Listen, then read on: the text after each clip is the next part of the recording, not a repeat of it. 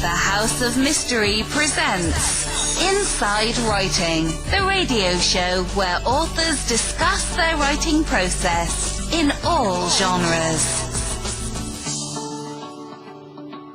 And I am delighted to say that we have Mark Anthony on the show this evening, and I've had the real pleasure of interviewing Mark before, and subsequent to that you have been majorly busy. Welcome, Mark, to the show.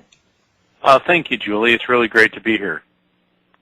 So last time I spoke to you, we were talking about, obviously about your ability, how that's developed, what you bring to the table, the conflict between being known as, and because you are actually an accredited, you are a qualified attorney in the US, and the conflict between being psychic and being in a profession which is all evidence-based, and how difficult that can be, and we shared some of that conflict and the information between us in both our professions.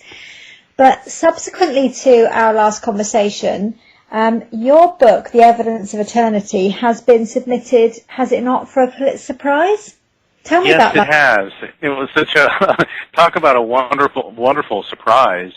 I received a notification from Columbia University in New York City that Evidence of Eternity has been submitted for a Pulitzer.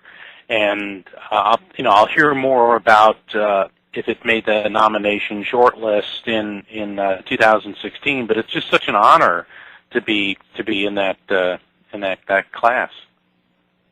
Absolutely, and to be recognised, internationally, really, on something that is so meaningful to yourself. It's something that is from all of your experiences. You bring to the table to put your heart and soul into this book.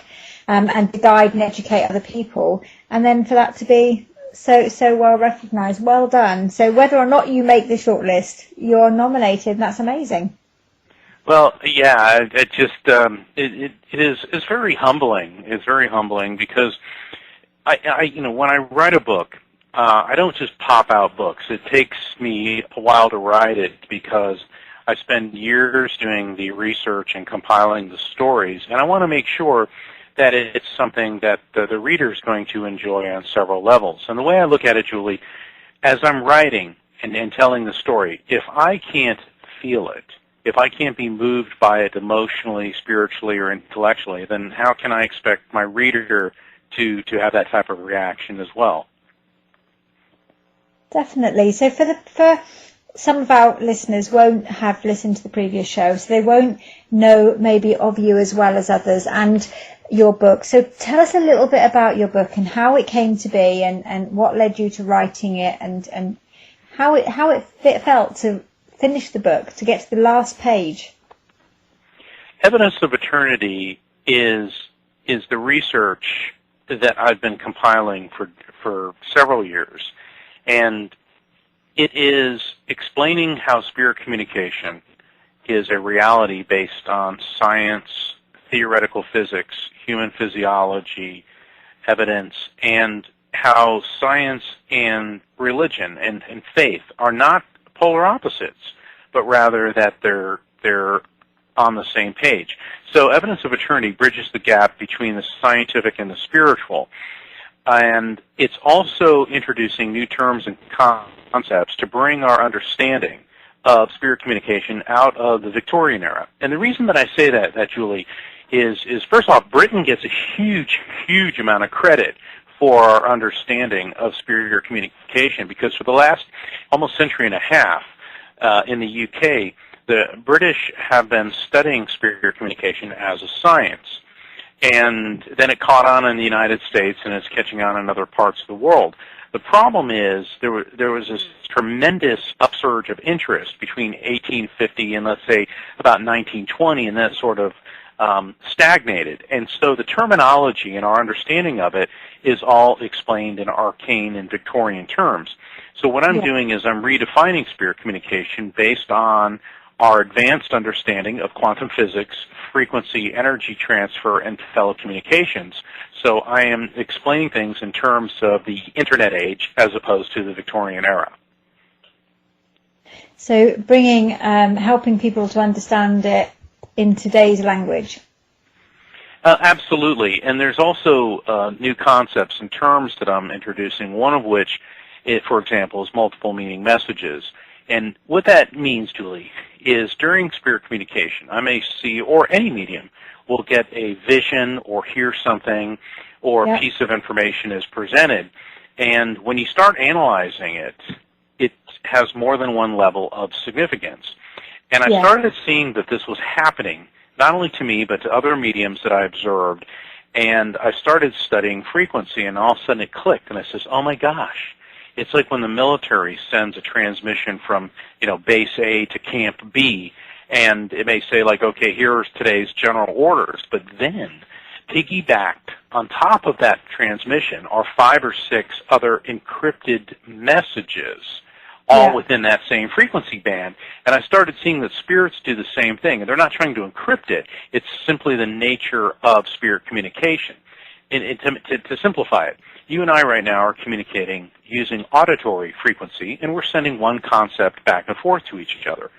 Yeah. A spirit is not limited by a finite body, so they can hit me with 10 or 12 or 20 concepts at once, and that's simply the nature of waves of frequency being emitted from one spiritual entity to somebody here in the material world. So as a medium or a psychic, how do we make sense of all of those frequencies coming in?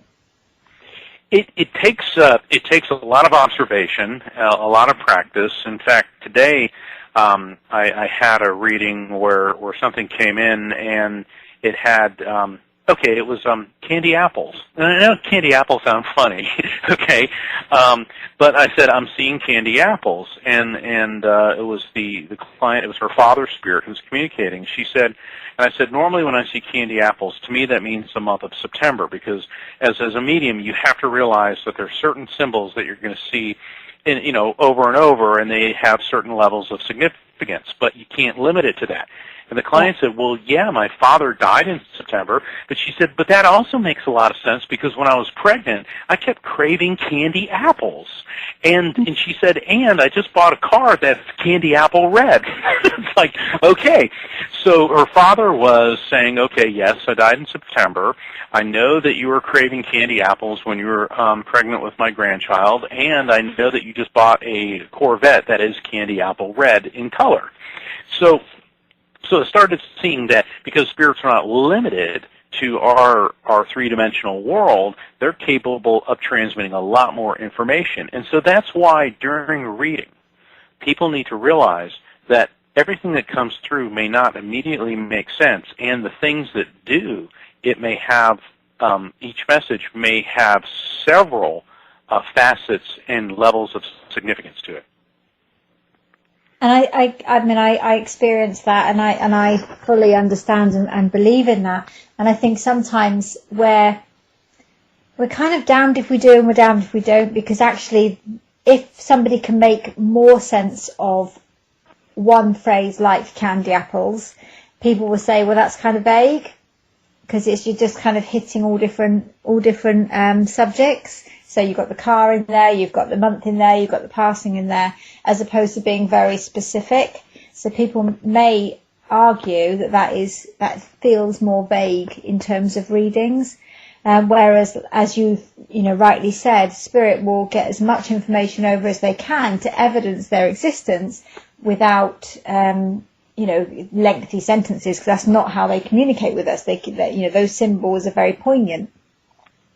And that's correct. And of course, Julie, as you correctly pointed out, there's always going to be the skeptics who want to tear apart everything. And actually, a true skeptic is open-minded and wants to hear information. It's the cynics that just want to shoot everything. Oh, that's a vague, Well, the fact of the matter is I don't pull random, desserts and treats out of thin air to throw at people, okay, if it's presented to me.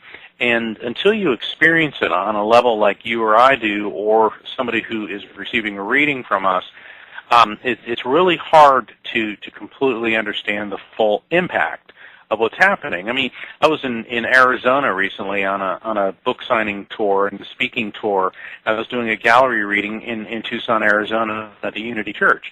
And this woman stood up, and her son came through, and apparently he had taken his own life, and I explained how I was feeling this, and all of a sudden I said, Eiffel Tower?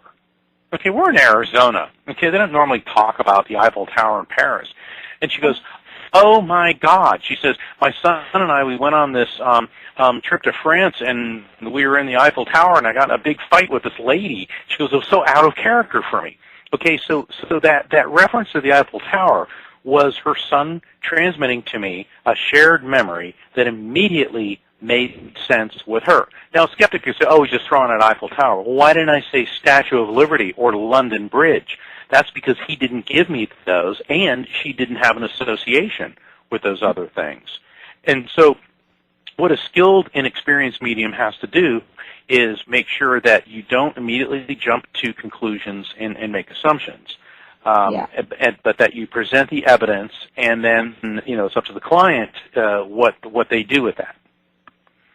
Yeah, definitely. I always say to people when I go on stage, I always make a great point of saying, do not make leaps of faith just because you want a reading. Don't think, if I say I'm getting this name and it's like, for example, David, do not jump to, oh yeah, it must be Dean, yeah, that's it, that's the one, because people are so needing that information. They're ready to kind of make these huge jumps, and it's misreading the information that you're giving. And likewise, when you're giving a reading and you're getting that information, it's very important that we don't, and I use this term to make it as simple to understand as possible, to humanize it. Because we try and make sense of it. And if we try and make sense of it and then put that information out there, chances are it's completely wrong. Because we've put our own spin on it. We've put our own thoughts and beliefs and values, etc. Trying to make sense of something. We just have to give what we get. That's exactly true. And you got to be very careful about jumping to conclusions and making assumptions and letting your mind fill in the blanks. And one of the best examples, I was on a television show in here in the States, and it was a local cable show in Long Island. And the host of the show was a medium, and she's really just a wonderful person, but very, very eager, very, very eager. And so when I was doing readings on audience members, there was this one woman I was drawn to, and I started describing an older male coming through, and I saw a badge. And I said, a uniform, and she said, well, my father, he died of a heart attack. No, she didn't say how he died because I didn't get that. I said, I'm seeing a badge and a uniform, and she said, yes, my father was a police officer. And I said, and I hear the word shots. And before I could say anything else, the medium, who was the host of the show, jumped up. She goes, I heard shots too. He was shot in the line of duty. And before I could say anything else, the client and the woman in the audience said, well, no, he was at a bar doing shots of tequila with his friends, and he got a stroke and died. And, it was funny, but not funny for the medium. And after the show, we were talking, and she said, wow, I really jumped to conclusions there. And I said, that's why you have to be careful, because he was a police officer. And we heard shots. It's very easy to let your mind fill in the blanks and jump to the conclusion that he must have been shot to death in the line of duty instead of doing, shots tequila with his friends, which triggered a stroke. It's funny how the human brain works, isn't it? When we read, we put in words. We don't need all the words that we've got on the page because our brain will fill the words in. When we mix up letters, we can still work out what the word is meant to be and read a whole paragraph of what would be gobbledygook to somebody learning the language. And likewise, when we are receiving information from spirit, we do the same thing, where we have to be so mindful of it. Exactly. So Mark, since I last spoke to you, I mean, I've had the fortune of speaking to you and knowing a little bit about you and how you came to be in the field that you're in. But for the sake of the listeners, how did you develop your gift, and at what point did you think, actually, the lawyer bit has to take a backward step now because this is my calling, this is what I need to be doing, and then you kind of mapped out your future and following that different pathway? That's a really good question, Julie, and I'm glad that you asked that. For the people who know me, they know that I'm a fourth-generation psychic medium. And Yeah. in other words, this runs in my family. So if the people don't now, you know that. And both my mother and my father have mediumistic abilities. My mother has since gone to the other side. My dad, he's still here. And I've always had it. I mean, when I was 4 years old, I started communicating with spirits, and my parents were very, very decent about it by not chastising me and explaining that this is something that not everybody does. And, you know, I remember my dad saying, please just talk about it to me, Mark. Don't talk about it outside the house because people won't understand. So that was kind of our code, if you will. And then when I was practicing law, the attorneys that I worked with are always like, you always seem like you kind of have this sense of things in the courtroom that other people don't see. Yeah. And I never really thought anything about it because, you know, I live with me, so I don't think it's weird or different or unusual. But as I got older, my psychic and mediumistic abilities started intensifying to the point where I was seeing spirits constantly and picking up on spirits around people. So it was one of those situations where that old expression, when one door closes and another opens, the door didn't open. It got ripped off the hinges, and they kicked me in the butt right down the road. and I didn't have a choice on this, and it became a calling. And it's funny because friends of mine who are in the clergy talk about having a calling, and I never really thought about having a calling, and now I know what they mean. And so I still work as a legal analyst in high-profile murder cases, and I'm the go-to guy in radio and TV interviews where there are cases that have paranormal implications, such as like people using the demonic possession defense in murder, or folks trying to sue to get out of a contract for sale of a house because it's haunted, or ghost hunter liability, or things like the Slender Man stabbings, and we could go on and on and on with those. So I'm the go-to guy in the media world for that area. So I still keep abreast of legal developments because, you know, that's also one of my great loves. But I realized that it was time to use my ability as a medium to help people cope with death. And that's where you really kind of come into your own mark, isn't it? Because that's your area of expertise, helping people to manage and deal with grief. So at what point did you realize that was kind of your specialism? It was actually right after my mother died. I started going to grief counseling at a local church, a local Catholic church, because I was raised Catholic. And people, you know, say to me, "Well, why do you need grief counseling? You're a medium." It's like, what people need to understand is just because I'm a medium doesn't mean I'm immune to pain and suffering when someone I love dies. But I did notice that I seemed to be recovering, if you will, or progressing rather faster than other people in the group. And then when I would go to these grief counseling groups, I started telling people, oh, well, your mother would like you to know this, and your father would like you to know that, and if your son were here, he'd want you. And people would be looking at me like, how do you know this? And the facilitator of the group, and she was from Ireland, and she was really sweet. She goes, Mark, you can't be doing this. You can't be seeing spirits. And I said, but, you know, we're in a Catholic church, isn't that what we're supposed to do? And she said, well, you know what I mean. So I decided to stop going, and then about a month later, this elderly woman who was in the group, and I remember she was well into her 80s, and her husband of 60-some-odd years had died, and she came up to me in the grocery store, and she says, hello, Mark, and I said, hey, how you doing? And she took me by the hand, and she said, you made us feel better. Would you come back to the grief group? Wow. And it was very touching, and it was at that time I realized that I needed to help people but not be confined by a church or an organization or a religion or whatever telling me you can't say this, can't do this, can't think that, can't believe this. And that's why I wrote my first book, Never Letting Go. And it was during the Never Letting Go book tour when people were asking me very profound questions about the nature of the other side, how spirit communication works, about reincarnation, animals having souls, issues about suicide and losing a child, and that was the genesis for creating Evidence of Eternity.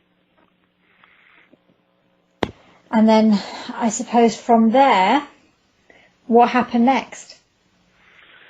Then it was really, really strange and wonderful strange, because it's like being in a boat that you're trying to paddle upstream against the current, and no matter how hard you paddle, you can't do it, and just turning the boat around and going with the stream, which sometimes leads you over, rapids and over waterfalls.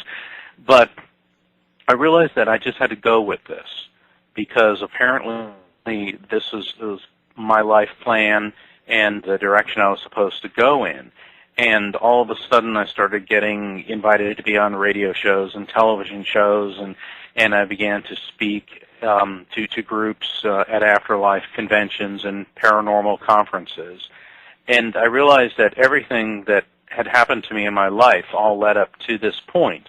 And my years of experiences as a trial lawyer and my ability to speak to people and to take complex concepts and explain it in everyday language, there was all a reason for all of that. And Julie, it's not that I sit around going, oh, this is my plan. We all have a plan, and we all have a reason for being here and a purpose in life. It's just I feel very blessed to, I think, have figured out what mine is.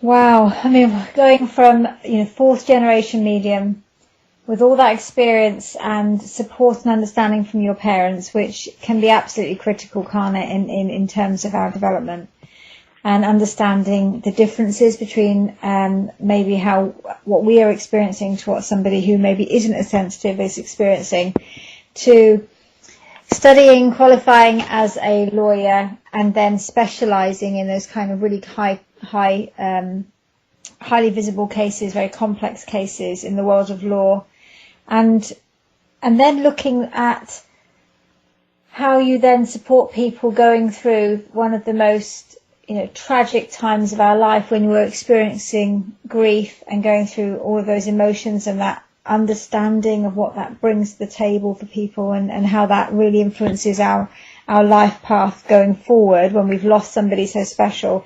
That's a huge accomplishment, and to have also then fitted in the time mark in your spare time to put forward 2 books, Never Letting Go and Evidence of Eternity. We're going to take a short break, and then when we come back, we're going to try and find out a little bit more about Mark as Mark, and find out what Mark does in the spare time. So there's got to be some sort of spare time, Mark, where you just kick back and chill. I'm not sure where you're fitting it in. And then we're going to talk a little bit about Mark's tour and where that's taken him, and some of those experiences that he's experienced over the course of that tour. Here with me, and I still have Mark Anthony, who is also known as the psychic lawyer or the psychic attorney, and he has 2 amazing books out, and Never Letting Go and The Evidence of Eternity, one of which, the Evidence of Eternity, has been put forward for a Pulitzer Prize, which is an amazing accomplishment, and from everybody on the show, and producer Al, I'm sure, we'll say a very big well done to Mark, because we appreciate that has been blood, sweat and tears into this book, which has brought together all of Mark's experiences, and it helps us to understand them in a scientific versus kind of spiritual sense, which is really what we need. So, Mark, you've been amazingly busy since we last spoke. You've been doing the Evidence of Eternity tour. So tell me, where have you been? What have been those experiences? Oh, it's been incredible. I've been all over the U.S. I've been on book tours. I've done 2 tours of California, 2 tours of Georgia, New York, Arizona, Washington State. I'm getting ready to do my next Texas tour, Colorado. It's just been all over, and then I'm getting a lot of radio and television interviews in all of these locations. And then, of course, in between that, I'm doing readings. Most of the readings I do are by the telephone, because my clientele is worldwide, and because spirits are pure consciousness, and they move at light speed, so they can zip back and forth between between me and the client. So I'm doing a lot of readings. And people keep asking, when are you going to write your next book? And it's like, well, I'm always working on something, but right now I'm concentrating on promoting Evidence of Eternity because it's only been out 7 months, and it's just maintained bestseller status on 3 different categories in Amazon, and it's been doing very well. And in between that, I try to keep myself in as good a shape as possible and eat right and do all the things you're supposed to do. So I've been pretty busy. You've kind of just left your home and you're traveling around, which must seem, a little bit of a whirlwind. And for those of us who follow you on Facebook, we see the pictures going up of you in various locations looking happy and relaxed. But I'm sure that is an incredibly, tiring tour to do. So that leads me to think about your resilience as a person and who you are as a person, Mark, because you have such a belief in what you do that must be the driving force. You fit so much into your life up to date that something has to keep you going. So who is Mark? Tell me a little bit about Mark. If you had to describe yourself to me in a few sentences, what would you say about yourself? Well, I love what I do. And the way I look at it is when you love what you do, you're never really at work. I mean, granted, there's a lot of effort and a lot of energy, and I have long days, and it can be very tiring. But if I've decided that I need to spend my life doing something I love that helps people, and I've always thrived on helping people, and I like to teach. I like to teach, and I like, I guess my role in helping people heal. I don't necessarily consider myself a healer as more of a facilitator. I like to think of myself as an adventurer. To me, there is no country, no adventure, no place that I don't want to learn about and see. And I've been all over the world, but I want to go to more places. And I find traveling and finding out evidence of the afterlife and how different cultures and people view that is simply fascinating. So I guess to describe myself is, to me, one lifetime isn't enough. It's like I just like to absorb information and then have some time to reflect on it and process it. Okay, so I'm going to ask you probably the most random question you've been asked for a while. So in terms of finding out a little bit more about the real Mark, as Mark, not Mark Anthony, if I had to give you a choice between the 2 films, what one would you choose? The new Star Wars or James Bond? Oh, that's a tough one. Yeah, every guy wants secretly, I think every man secretly wants to be James Bond. But the idea of being able to go into outer space and see things beyond this realm, I'm going to have to go with the new Star Wars. Ah, boo! I was going with Bond. And that, of course, that film's due for release very soon, isn't it? Star Wars. They've just released a trailer, I hear, today. Yeah, I understand it's a real big deal, and I just love seeing Harrison Ford back in the pilot seat of the Millennium Falcon. So yeah, I guess I could see myself, in the seat next to him shooting at stuff. But it's funny because we have these fantasies where you go off and you're shooting alien ships, but I certainly wouldn't want to hurt anybody. And I think that's a big part of the problem in culture today, where we're seeing so many of these episodes of mindless violence by children and young people bringing guns into public places and shooting people. And I'm wondering if all these games and this violence saturation is affecting them on a very, very negative level. Yeah, definitely. There's certainly in the field that both you and I work in, we will both see those traits coming through, and children and young people who are or have been exposed to violent games, violent videos from a very young age, normalise it. We know that we become desensitized to things. It's funny, we were talking the other day at work about how we go into families and we can see professionals becoming desensitized to what they see and desensitized to the experiences maybe of families. And yet we will go into the office and somebody will show us a tracking system or a spreadsheet that says these things, these tasks are in the red, they're overdue, and there's like a shock horror element. And how, obviously they are far less important than actually how we work with families and individuals. But we become so desensitized, and it's the same thing, isn't it? You watch young kids cause some horrific crimes on the back of normalizing and becoming desensitized to life and living. Yeah, I've seen that not only in my work as a medium, but also as an attorney. Yeah, definitely. And the cold and callousness, which is really sad. But on the other hand, I meet a lot of wonderful people who are kind, compassionate, warm. So I don't take a completely fatalistic view towards humanity. I think that there always is hope. And I like what Professor Stephen Hawking said, wherever there is life, there is hope. And I truly believe that. I truly believe that. And so, it's very easy to think that, oh my God, we're in this terrible time in history, ISIS and the economy and the horrors going on all over the world. But if you've ever opened up a history book, when has it not been like that? This has always been going on. It's just now because of our telecommunications and mass media, we're aware of it.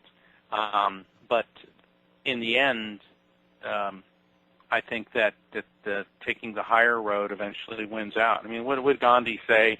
There have always been murderers and tyrants, but they always fall in the end, and the way of love wins out. So, I kind of think Gandhi was onto something. Absolutely.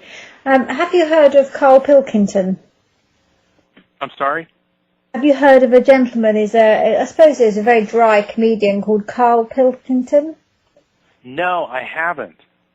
It's definitely worth grabbing his book and reading it, or having a look at one of his TV shows when you get a chance. He's just a very kind of philosophical guy who questions every little part of life. And there was a wonderful podcast recently of him talking about conflict and war and humanity, and he was saying, well, does there not come a time, do you not think that maybe we just developed too much and we should just stay where we are? We should never have developed planes, etc., because that's how, we've developed to the point where wars are so strategic. Before we'd get on a boat and just kind of go somewhere and cause a bit of chaos and come back if we were lucky. He said, and now we've evolved and we're just targeting people now. He said it's maybe we should never have developed to get to that point. And whilst it was a completely mad view, there was, when you really think about what he's talking about, and how he's talking about how our own development is our worst enemy at times, and really in terms of his own, people find him funny because he is dry and he just questions everything, and they think he's a little bit stupid maybe, but actually there's a lot of thought provoking comments he makes. And sometimes, we can, our own development, our own, I suppose, inadequacies really don't help us as a society, and we just don't think things through sometimes. But as you said, there are so much good things out there as well, and so many people who are supporting and trying to make the world a better place. Swings and roundabouts, but wow, some of the comments this guy makes is very, very poignant. So just moving on from that a little bit, I just want to talk now about your future, Mark, and what the future holds for you. So you're going to do the Evidence of Eternity tour. You're going to complete that. You won't know anything more about the prize until next year. But what's up for you in the meantime? What are your plans? Well, I'm working with some producers in throughout the country, and we've come up with a proposed television show, and I can't really discuss the details of it. So we are shopping a television show right now. So I'm very interested in that because, when you asked, what do I like to do, I've always been interested in film and television production. In fact, at one point during my legal career, I was actually practicing entertainment law, and I had considered for a time leaving the practice of law to go into maybe directing and producing. And right now that's what I'm doing, but for a television show project. So I've got that in the works.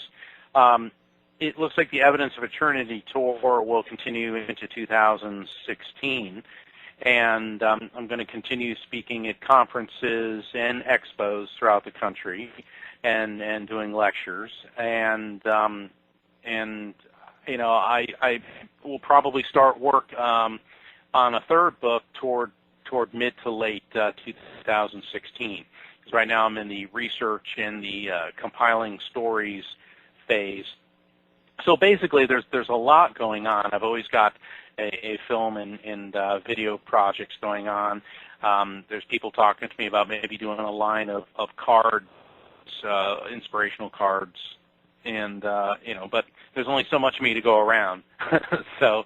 So I have to keep focused on the work as a psychic medium and as a public speaker and as an author. So what do you do in your downtime, Mark?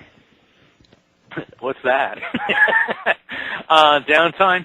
I love to watch movies. I love movies, and I like action, adventure. I love period films. I mean, I hate to admit this, but I love Downton Abbey. I think Downton Abbey is so cool.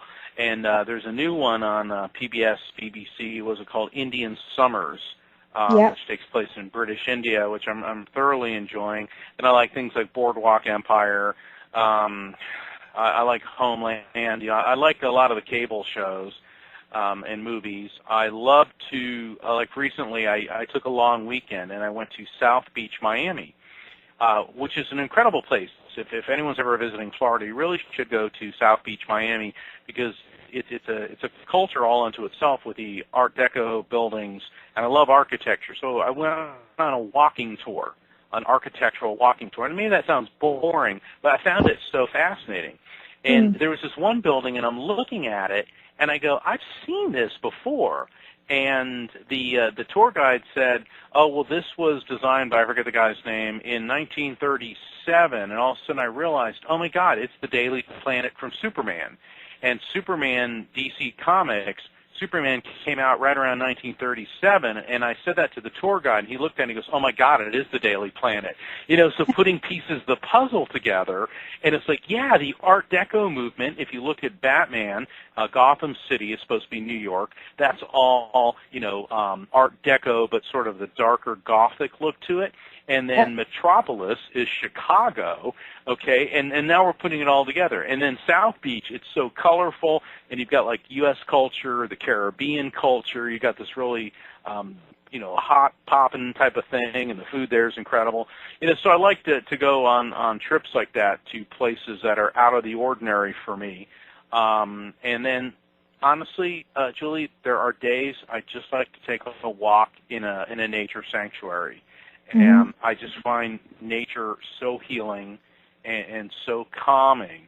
It was fortunate in my recent tour of Seattle, all the leaves were changing. You know, I live in Florida, you know, so, you know, we do have a little bit of that, but not very much. But in Seattle, it was breathtakingly beautiful. And then a couple of weeks before that, I was on tour of Arizona, and I went to the Saguaro National Forest, which is those big funky cactuses that you always see in you know, westerns and Clint Eastwood movies, and I just love doing stuff like that. You know, so getting out in nature and seeing environments that are new and different for me, absolutely love it. I think I'm very lucky living in the UK with the seasons that we have, and we see the whole, you know, we have the summer and the whole contrast to winter, and as you said, that autumn feeling with the leaves falling and changing the colour, and it's just beautiful. It really is. It is, and yeah, I love the UK. I've been over there a number of times. It is such an amazing country. And I love the people in the UK. The most resilient, the most interesting, stoic, and hysterically funny people have got to be in the UK. Just great. When do you think you're back here? Oh, I would love to do a speaking and gallery reading tour of the UK. I'm talking to a couple of my friends that are mediums that are over there. So who knows? It could be 2016, could be 2017. Sooner rather than later. I'd love to be back over there. Yeah, brilliant. Well, absolutely. Give me a shout when you're over, and it'd be great to meet up. Hey, Mark. So we've spoken about your books, and I know that I'm sure they benefit particular people. And so, who do you think would be the most benefit of your books? I think that, especially with the holidays coming up, many people are facing their first holiday season without their loved ones. And so Never Letting Go and Evidence of Eternity would be the ideal gift for someone you know that is coping with the loss of a loved one through the holidays. When we lose people close to those holidays, it's just such a poignant reminder, isn't it? And especially when it's celebratory holidays and people are enjoying and people forget, I think, that some people for them it's one of the most traumatic times of the year. It is. In fact, on my website, evidenceofeternity.com, there is a grief management page, which is a free resource open to everyone. And there are several coping strategies, what to say and not to say to someone dealing with grief. There's an expose on the immortality of the soul and what other religions throughout the world believe about it. There are affirmations, there are prayers, and so this is a resource that I refer to as grief management that is free and open to everybody on evidenceofeternity.com. And there's also in my blogs, I write about Today Is Not That Day is the name of one of my blogs, and it specifically addresses the firsts, like the first Christmas, the first Hanukkah, the first New Year's, the first birthday of the person, anniversary of their death. So all of these resources are available on my website under the grief management page of evidenceofeternity.com. Thanks, Mark. And where can people see you next? So you're in this amazing tour. You've been to some fantastic places, but what's coming up for you? Well, in October 28th and 29th, I'm going to be in Houston. I'll be on Great Day Houston, the CBS TV morning show, and then that night at Body, Mind, and Soul, both the 28th and the 29th, I'll be doing gallery presentations where I'll be doing readings for audience members. And then I'll be in New York City Friday, December 4th and Saturday, December 5th at the Edgar Cayce Association for Research and Enlightenment, the Edgar Cayce Center of New York City. They're doing a special 2-day event. I'll be giving a lecture on rulers, royals, psychics, and spirits, and it's a really fun, uplifting, and it's a free event on Friday, December 4th. And then on Saturday, December 5th, I will be doing a mediumship presentation where I'll be conducting audience members with loved ones in spirit. And then, of course, I'll be doing gallery reading and mediumship demonstrations in Florida. And if people want to find out more about these events and my tour schedule, they can just go to my calendar of events on evidenceofeternity.com. And please feel free, you can do this on my website. Follow me on Facebook. Just click on the Facebook logo, and that'll keep you up to date on everything that I'm doing. Okay, so just to repeat that website for everybody, it's www.evidenceofeternity.com, and all of Mark's resources from grief management to his tour guide, so that you're able to join him around the States, either at his lectures or at his mediumship events. They're all listed on there, so you'll know exactly where he's going to be. Again, Mark, thank you so much for joining us. You're very welcome. God bless. Show is over. To find out more about our show, guests, or to listen to past shows from our archive, please go to www.houseofmysteryradio.com. Show is over for now. Was it as good for you as it was for me? Well, good night. This has been a production of Something Weird Media. I'll be back.